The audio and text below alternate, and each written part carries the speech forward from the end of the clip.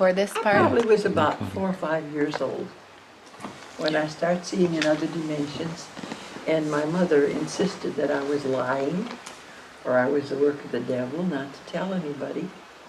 And then, did you read my story about my grandfather? When he died, and I insisted. See, my grandmother said, the angel is coming to get him, because there was a picture of an angel all over the houses there, the Catholic. And so I assumed this angel with this huge wing was coming, he's dying now, to come and get him. And I insisted on being in the room when all the family was around praying and the priest, last rites and things. And I'm looking for this angel. But all of a sudden, all these people appear. And he sits up in bed, which is, I mean, I'm seeing, I'm just standing there amazed.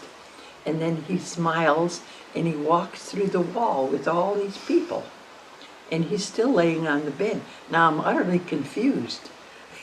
and I tell, after we got out of the room, and my mother, hush, hush, hush, you know, be quiet and so forth. And I said, but Grandpa didn't have an angel, you know. And he said, don't you tell Grandma that he didn't have an angel. I said, but he went off with all these old men. So what I was seeing, you know, was this spirit. Mm-hmm. So he didn't change. And then he was still laying there, and then that was it. And so that was my first experience. And then being squelched later on when I was 17, and I had rheumatic fever. And I was in bed, and I, miserable. And all of a sudden, when the doctor would come to give me medication, and when he told me that there was nothing else he could do, well, that night, I had brother and sister, and my mother and dad were sleeping, and I was laying there, and I said, okay. I said, I don't want to stay here and be a burden to anybody.